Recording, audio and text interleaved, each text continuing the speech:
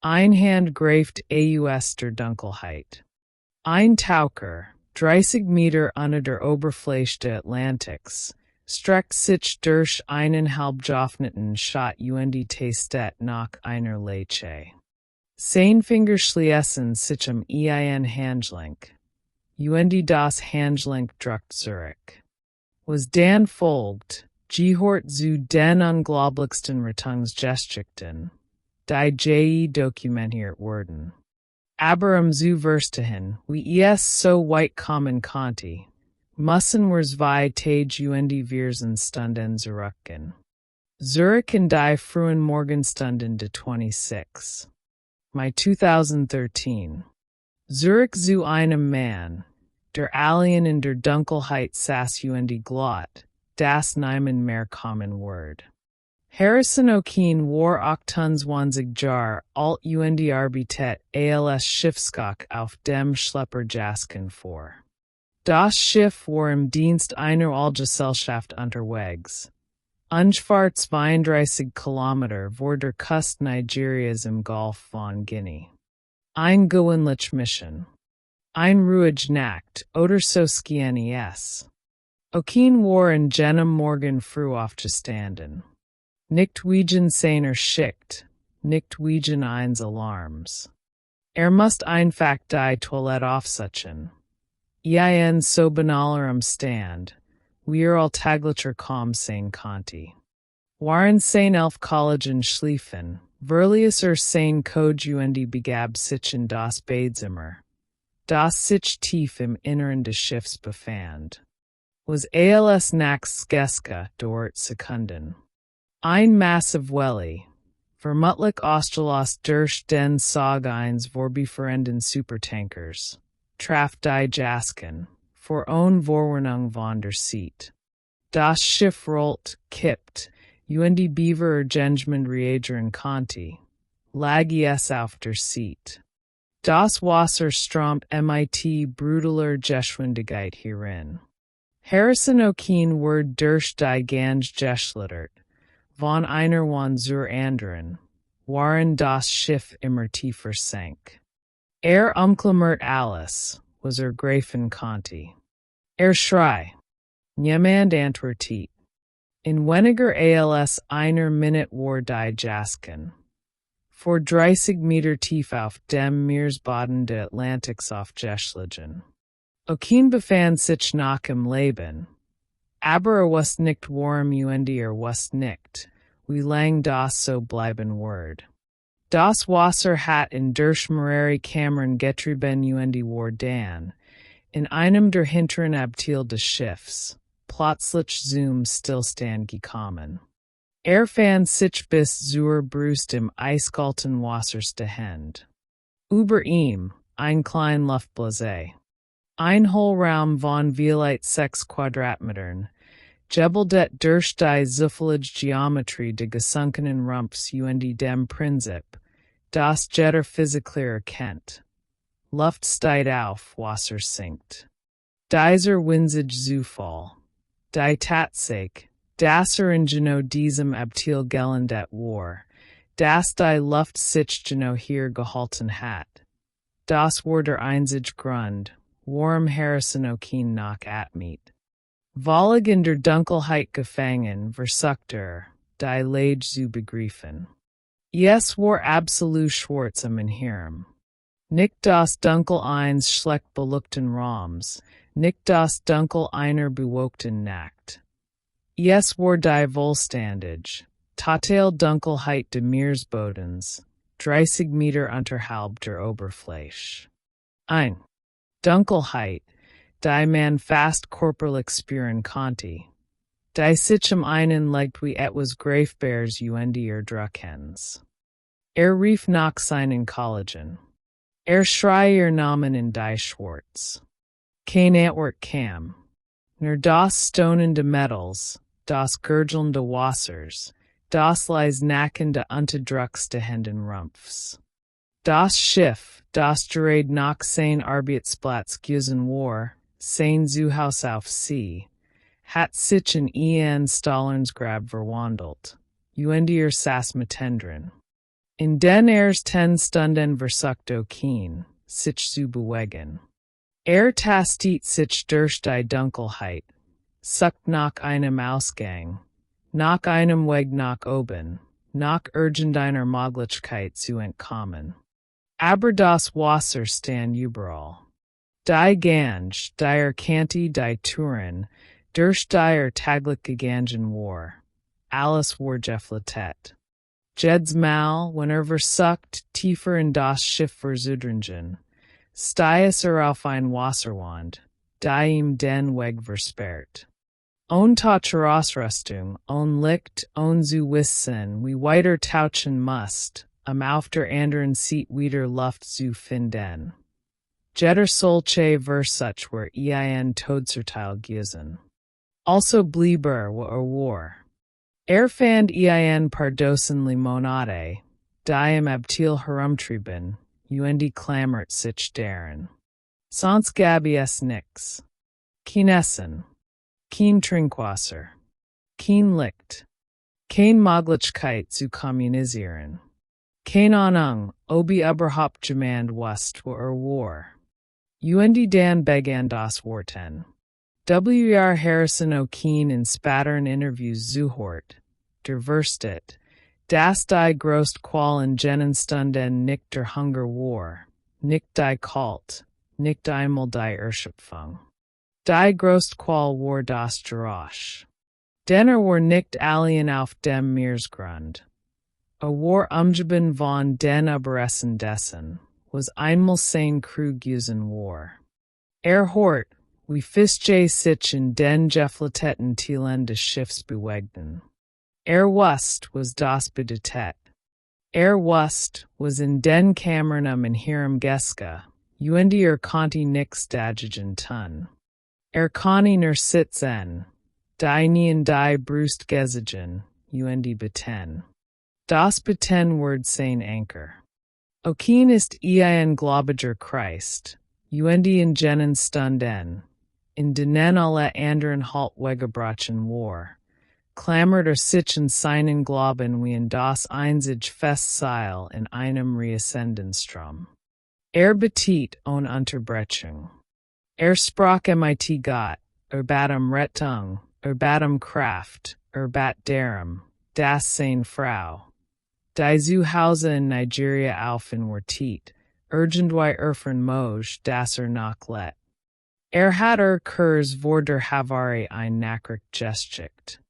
Wusst, dass sich jetzt Sorgen macht. Dieser Gedenk, das Bild seiner Frau war der in immer wieder zurückholt, wenn die Panik in zu überwältigen droht. Die Stunden Virgingen. Oder Glott, das Virgingen.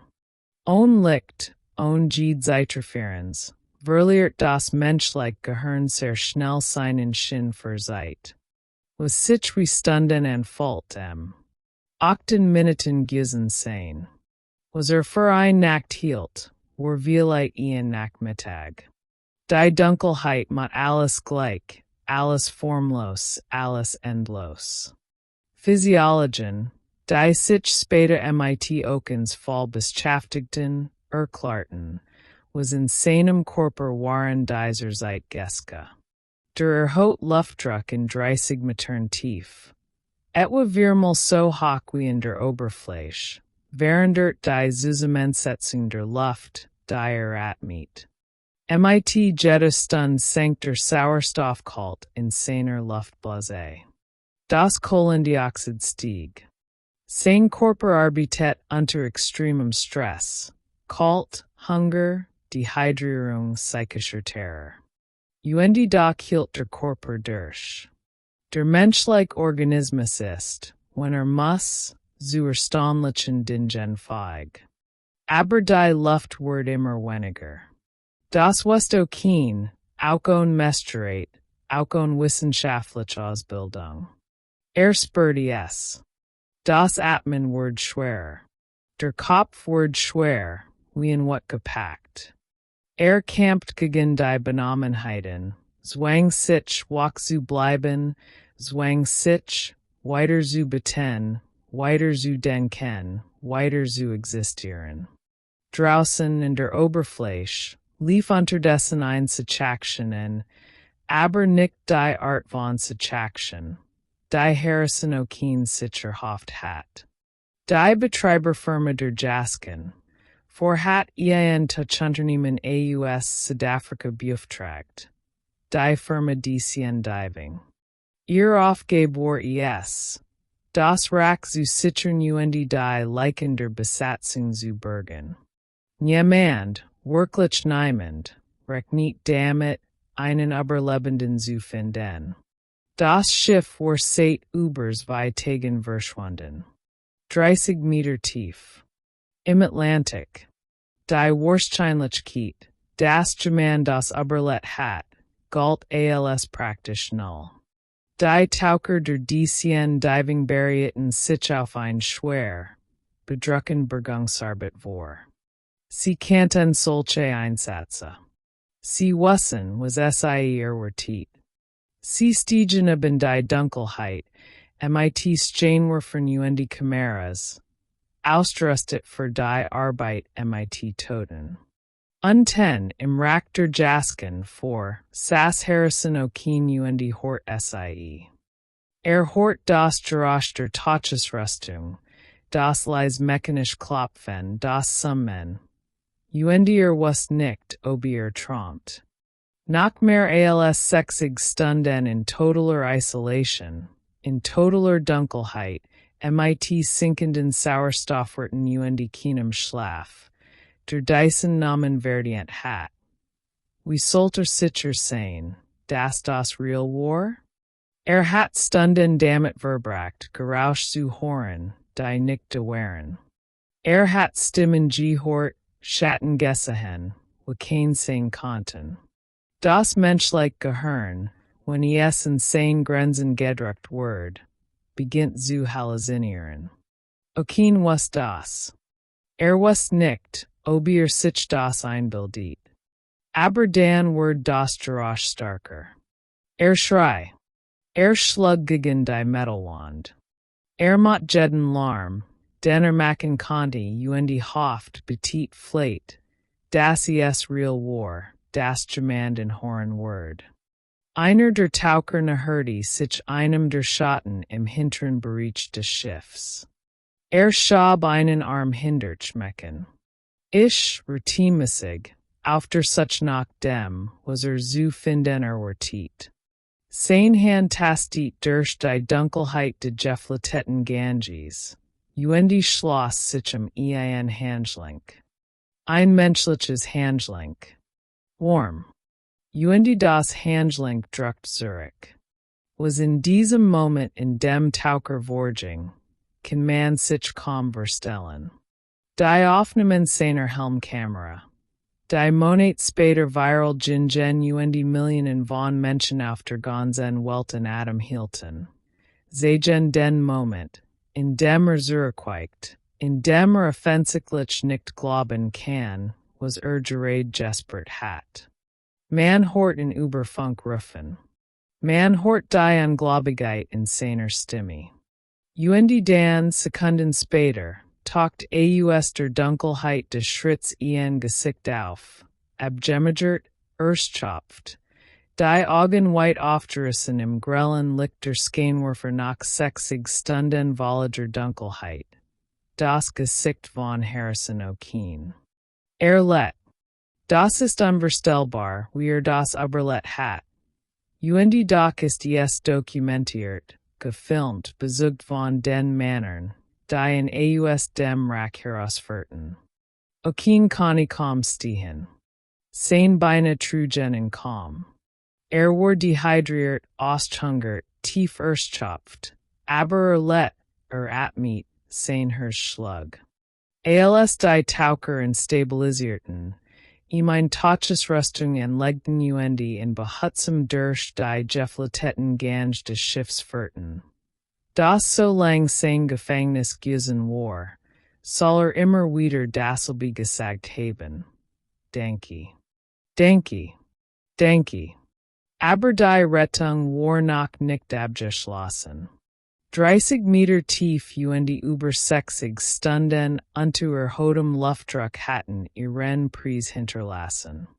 Sein Blut war buchstäblich gesättigt mit gelestem Stickstoff. Ein physikalisches Phänomen, das jeden Taucher kennt und fürchtet. Where Okene so schnell an die Oberfläche gebracht wardens, hatten sich in seinem Blut und in seinen Guben Gasblasen gebeldet, die lebensbedrohlich Schaden hatten anrichten können. Die Decompressionskrankheit, im Volksmund als Taucherkrankheit bekannt, ist kein theoretisches Risiko, sei kann todlich sein. Also verbracht Harrison Okene, der Gerade erst dem Todent kamen war, die nächsten 60 Stunden in einer Druckkammer. 60 weiter Stunden. Fast so lang, wir auf dem Meeresgrund überlebt hat. Diesmal nicht alien, diesmal mit medizinischer Versorgung, mit warm, mit Licht. Aber doch wieder eingeschlossen, wieder wartend, wieder on die Freiheit, einfach auf Susahin und zu gehen. Der Druck wird in kontrollierten Schritten abgebaut, Stund für Stund, bis sein Körper sich sicher in die normale Atmosphäre gewohnt hat. Überstand auch das. Als Harrison Okene die Druckkammer schließlich verließ und zum ersten Mal wieder freie Luft atmet, freie Luft unter freiem Himmel, war ein anderer Mann. Nicht gebrochen, aber verwandelt. Hat 30 Meter unter dem Atlantik Alien in der Dunkelheit gesessen, hat die Luftspurber weniger worden fühlen, hat die Geräusch sich hirm ertragen.